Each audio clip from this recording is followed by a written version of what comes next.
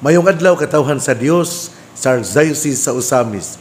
Akong timbaya sa mga mag-uuma ug mga mananagat. Ako pod nga timbaya sa mga kaparian sa Archdiocese sa Osamis, mga religious men and women sa ato nga probinsya sa Misamis Occidental.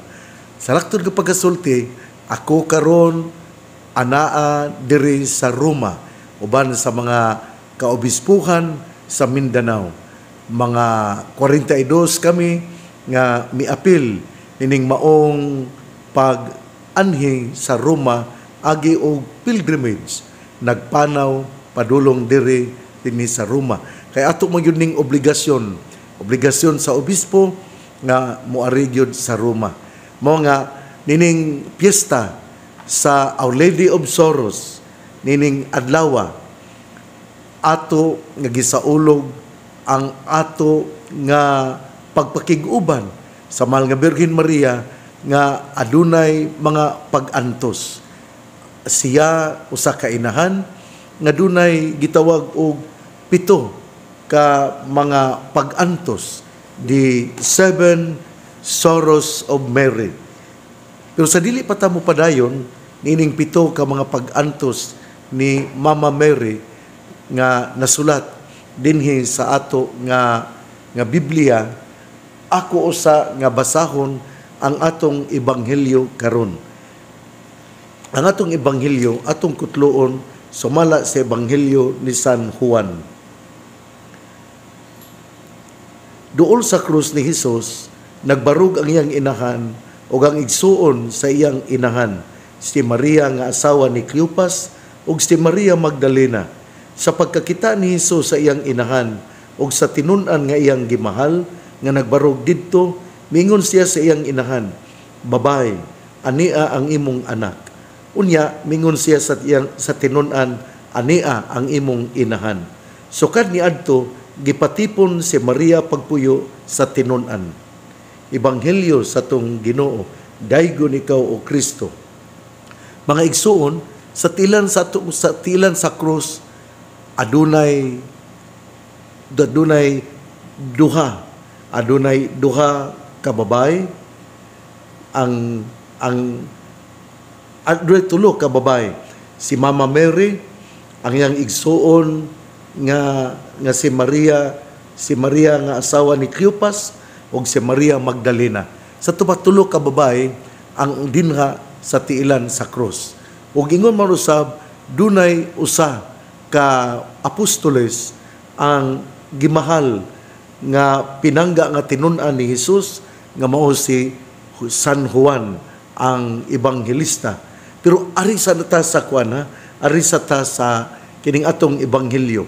Duol sa krus ni Hesus nagbarug ang iyang inahan.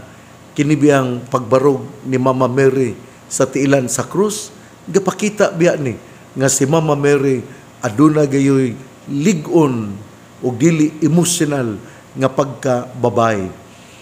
Tingali kung ako pa dito'y nagbarug, unya anaa ang akong pinangga, tingali ko makapadayon sa pagtindog. Pero si Mama Mary nagbarug tiilan sa krus aron iyang gipakita nga iyang gidawat ang mga kasakit, iyang gidawat ang mga pag-antos, iyang gidawat ang mga panghitabo sa iyang kinabuhi. Nindot kini nga pamalandungan nato nga si Mama Mary nakadawat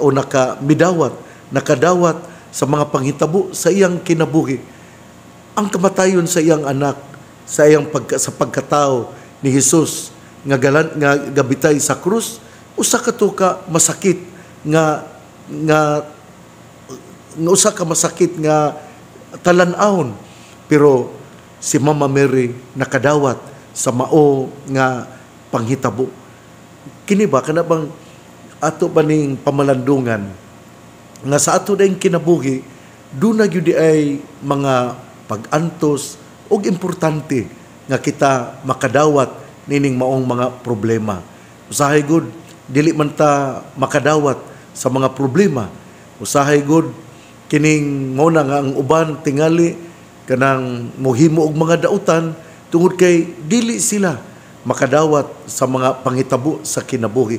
Pero dinhi gitudluan kita ni Mama Mary nga atong dawaton ang mga panghitabo sa kinabuhi. Si Mama Mary gatindog tiilan sa krus o uban sa asawa ni Cleopas o ni Maria Magdalena. Usbon ko gapakita kini sa usa ka kamatuoran nga kinahanglan atong dawaton ang mga panghitabo sa atong kinabuhi. Ang uban niingon sa diha nga nakita ni Hesus hapit na siya mamatay, nakita niya ang iyang inahan ug niingon siya, "Babay, ania ang imong anak." Ang uban nga mga tinuhuan, ang uban nga mga pundok mihimo og mga dili maayo nga mga pulong batok kang Hesus kay ngano daw nga gitawag man niya og babay. Atong hinumduman nga si pinulungan sa Hebreo ang usa ka paglitok og babay, usa kini ka respeto og naghatag og dignidad sa usa ka binuhat sa atong Ginoo. Sa ato pa di ay wala magyama-yama si Hesus sa iyang pagtawag sa iyang inahan babay, kay kini gapakita nga siya aduna di ay pagtahod sa dignidad sa usa ka babay tungod kay sa ako nang gikasulti sa panahon sa karaang testamento ang pagtawag sa usa ka babay nga usa ka tawo nga babay, usa di kini ka pagsangyaw nga adunay dignidad o adunay pagrespeto ang iyang pagtawag. Muna nga si Jesus agi og respeto ug pagpakita nga ang babay adunay dignidad, ang iyang inahan dunay dignidad, iyang gitawag babay, ania ang imong anak. Dili aron ipaubos ang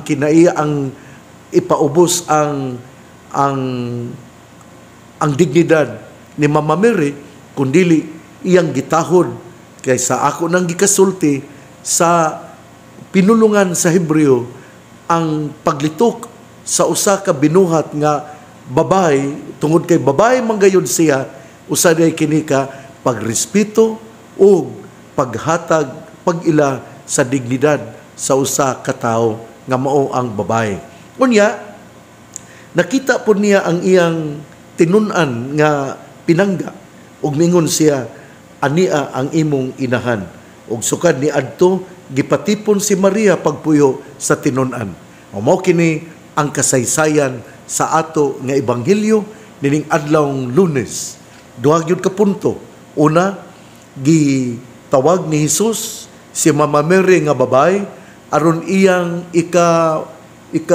ikasulti nga siya mitahod og iyang gihatagan og dignidad ang usa ka binuhat sa Dios nga mao ang babay.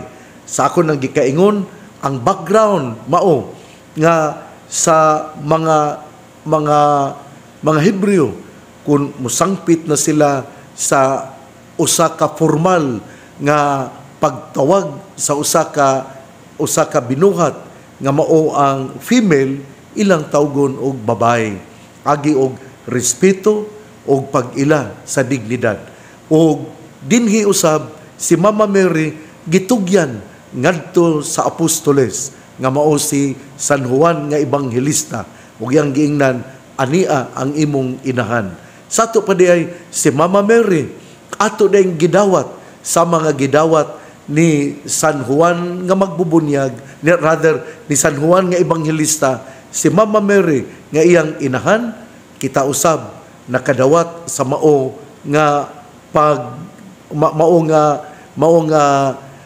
usab nga pamaagi tungod kay si Mama Mary gitugyan man ni Hesus nganha sa katawhan nga gibarugan ni San Juan nga ebanghelista.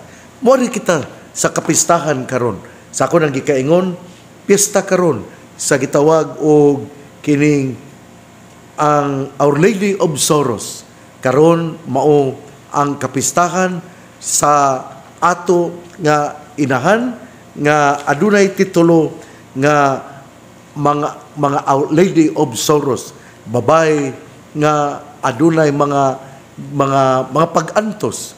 O atong hinumduman nga kining maong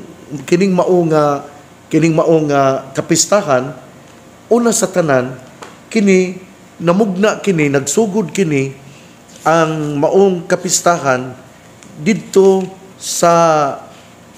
kini nagsugod sa kining niadtong 1482 nagsugod nga gibutang ang mao nga kapistahan sa Roman Missal, o ang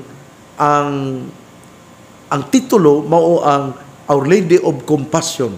Sa tuig 1668 aduna kining gihimo kini nga separate nga piyesta nga gitawag og The Seven Sorrows of Mary. Sa tupday gasugod gyud ay sa 1668 nga sa ulog ang kapistahan sa Seven Sorrows of Mary, nga gisaulog kini sa ikatulo nga Domingo sa bulan sa September. O kini gisaulog gayon, gipanguluhan kini sa mga Servites, pundok sa mga kining usa ka kongregasyon nga gitawag og Servites. Pero sa tuig 1727 si Pope Pius VII mihimo nga ang maong kapistahan buhaton sa September 15, o kini hangtod karon atong gisaulog. O kining maong kapistahan na nahitabo tungod kay duna manggayoy mga gitawag og Seven Sorrows of Mary. Una sa tanan ang pagpanagna ni Propeta Simon nga si Mama Mary ang iyang kasing-kasing mulagbas ang espada tungod kay siya mamahimo man nga inahan sa ato nga manunubos. Bata pa si Jesus, kanang bata pa siya niya gihalad dito sa templo, ug si Propeta Simeon mihatag og usa ka panagna. Ikaduha, sa diha nga ang bata gipangita ni Herodes kay Patyon, the flight into Egypt. Ug ang ikatulo, the loss of Jesus for 3 days, nga ang atong Ginoo na nawala dito sa templo, wala nila makita, ug perti gyud nga kaguol ni Mama Mary. Ug ang ikaupat, si Mama Mary uban sa mga kababayan sa Jerusalem, ilang natagbuan si Jesus nga gapas-an sa cross.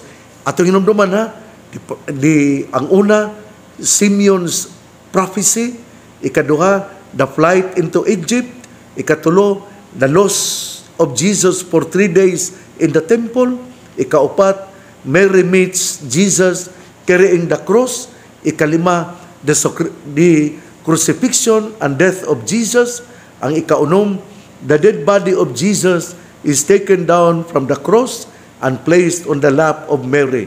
O ang ikapito, Jesus is laid in the tomb. So mao kini ang Seven Sorrows of Mary, ang pito ka mga kagulanan nga nasinati ni Mama Mary nga nasulat din nga sa Biblia. Hinaut-unta nga kita mamalandong nga ang mga kasakit naagyod sa atong kinabuhi. Kinahanglan nga dili ta magpadala, nga dili nato buhaton nga kining mga kasakit mao na hinuon ang motapos sa atong kinabuhi. Ana ay mga problema, ana ay mga kasakit aron kita mudangop ug muduol sa Ginoo, aron mulawom ug mutidlom ang atong pagtuo. Kada bitong natay problema, usa man ni ka invitation nato ang Ginoo mitawag kanimo nga ikaw kinahanglan nga mudangop sa Ginoo. Namong uban nga Kana bang nagtuo sila nga bright na kay sila, nagtuo sila nga ilang masulbad ang tanang problema sa kinabuhi. Dili man nato masulbad ang tanang problema sa kinabuhi. Mudangop ta sa Ginoo. Masulbad ba kini? Usahay masulbad, usahay dili pod. Pero kini nahimong gaan og mahimo kita nga mupadayon sa atong panaw tungod kay ang Ginoo gauban man kanato ug ang mga problema sa kinabuhi nahimo nga gaan. Hinawton ta nga mao kini ang atong disposisyon sa ato nga pagsaulog karon sa kapistahan sa Seven Sorrows of Mary, Our Lady of Sorrows. Hinaot nga kita mo ila nga si Mama Mary, bisan sa iyang pagkainahan, nakasinati og mga pag-antos. Ang mga pag-antos, dili katapusan sa kinabuhi. Importante nga kita, mudangop sa Ginoo, musulod sa simbahan, mupiko sa tungtuhod, og magampo kita. Ang mga problema sa kinabuhi, ang mga pag-antos, pamaagi di ay aron kita, muduol sa Ginoo og muila, nga kita dili di ay omniscient, nga dili di kita makasulbad sa tanang problema. Mudangop kita sa Ginoo. Dugay tingali nga masulbad ang atong problema. Pero agakon kita sa Ginoo og nahimong gaan ang ato nga mga problema.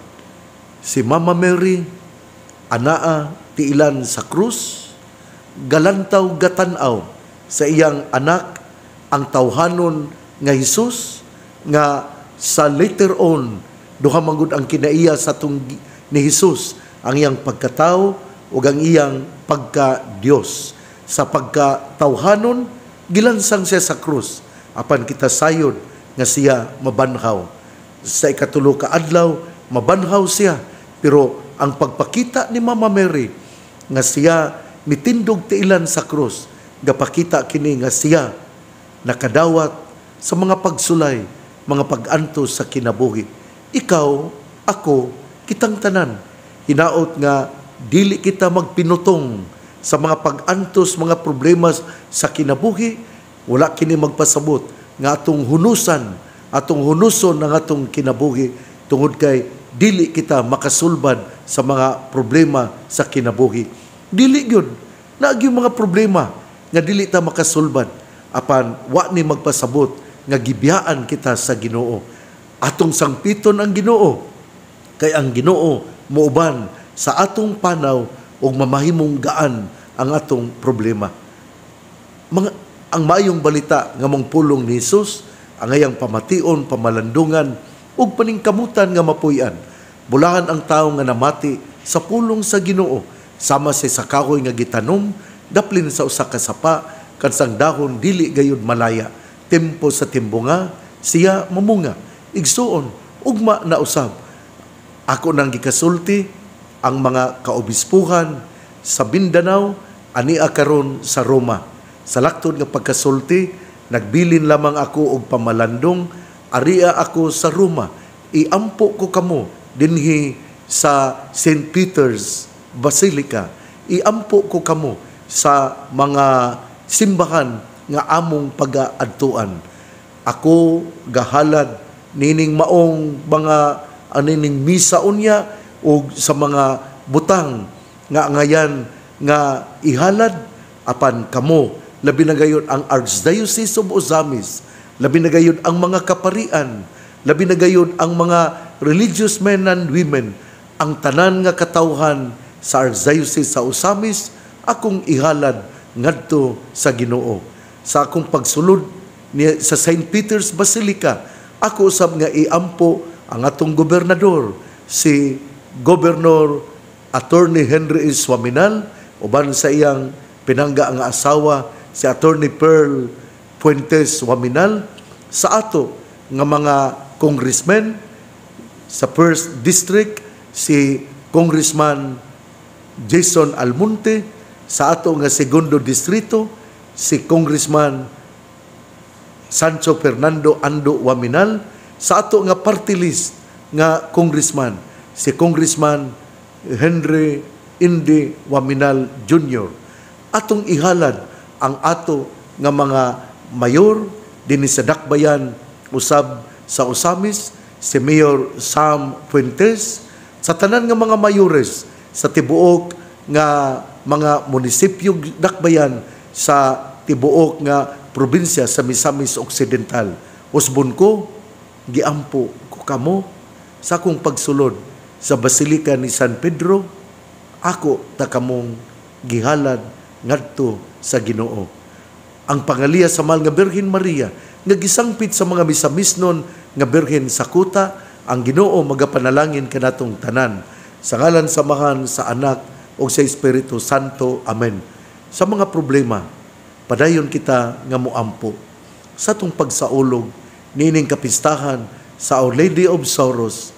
Kita gipainomduman nga dili gayud kita mubiya sa pag-ampo.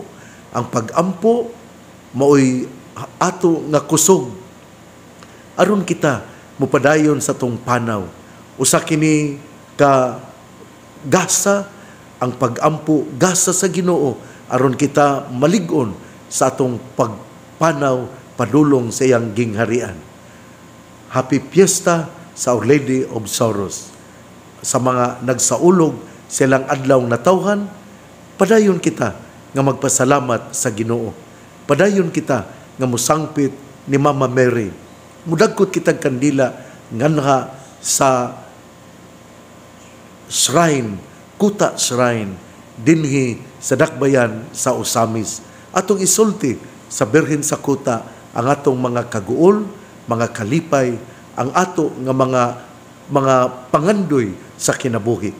Adios, naot nga dili kita muhunong sa pagpangamuyo. God bless.